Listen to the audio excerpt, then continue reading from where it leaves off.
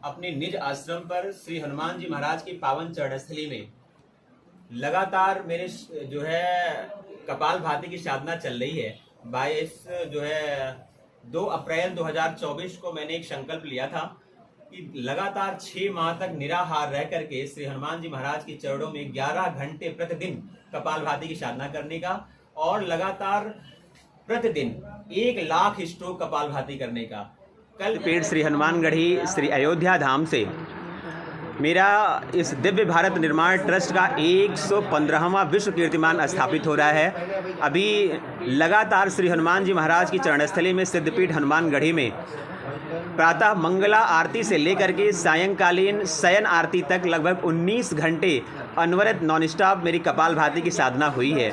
और 2 अप्रैल 2024 से लगातार मेरी निज आश्रम पर कपालभाति की साधना चल रही है। निराहार होकर के मेरे 100 दिन की साधना कल संपूर्ण हुई है। और उसके साथ साथ जो मेरा संकल्प रहा है प्रतिदिन 11 घंटे कपालभाति करने का, रात्रि 2 बजे से दोपहर 1 बजे तक प्रतिदिन संचालित हो रही है। और उसके साथ साथ मेरा 1 करोड़ कपालभाति करने का संकल्प पूर्ण हुआ है।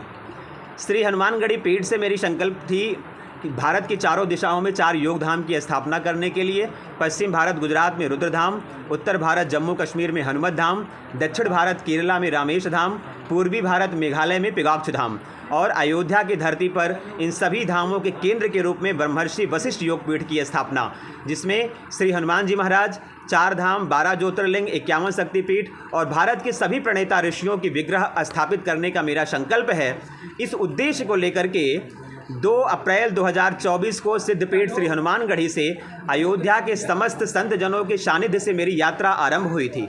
उस समय मैंने बहुत सारे संकल्प लिए थे कि पूरी यात्रा 2036 तक चरण पादुका का त्याग करना, एक वस्त्र में रह करके पूरी यात्रा को संचालित करना और योग की पूर्णता के लिए, योग को चरितार्थ करने के लिए, रुद्र राज योग को संचालित करने के लिए श्री हनुमान जी महाराज के चरणों में कपालभाति की साधना करना। मेरी 100 दिन से साधना चल रही है। अभी राजधानी दिल्ली में सितंबर माह में मेरी एक और साधना होने जा रही, जहां 11 दिवस तक अनवरत मेरी कपालभाति की साधना होगी, लगभग 264 घंटे तक चलेगी। और क्योंकि मेरी परिकल्पना थी श्री हनुमान जी महाराज के सानिध्य से मैं संपूर्ण भारतवर्ष में रुद्र राज योग को संचालित करना चाह रहा हूँ। भगवान श्री हनुमान जी महाराज की अष्ट सिद्धि की साधना क्या थी, वो साधना संचालित हो, इसलिए मेरी साधना चल रही है। और मेरी परिकल्पना है कि जिस तरह से भारत के ऋषियों ने भारत को अपने तप और अनुसंधान के बल पर विश्वगुरु बना दिया, भारत को सोने की चिड़िया बना दी, हमारे एक ऋषियों ने स्वयं में भारत बनकर के दुनिया का नेतृत्व किया है। जैसे भगवान शंकराचार्य जी ने 4 धर्मपीठ स्थापित की, संपूर्ण वसुधा में सनातन धर्म को पल्लवित कर दिया। महर्षि पतंजलि ने 84 लाख योनियों पर अनुसंधान करके संपूर्ण वसुधा को योग कर दे के आयुर्वेद जो है आरोग्य कर दिया। महर्षि पतंजलि ने, महर्षि धन्वंतरी ने करोड़ों पौधों पर अध्ययन करके संपूर्ण वसुधा को आयुर्वेद दे दिया। महर्षि कणाद ने आज के 3000 वर्ष पहले यम नियम जो है इलेक्ट्रॉन, प्रोटॉन, न्यूट्रॉन सबकी खोज कर दी, अणु की खोज कर दी और डीएनए की खोज की और संपूर्ण वसुधा को विज्ञान दे दिया।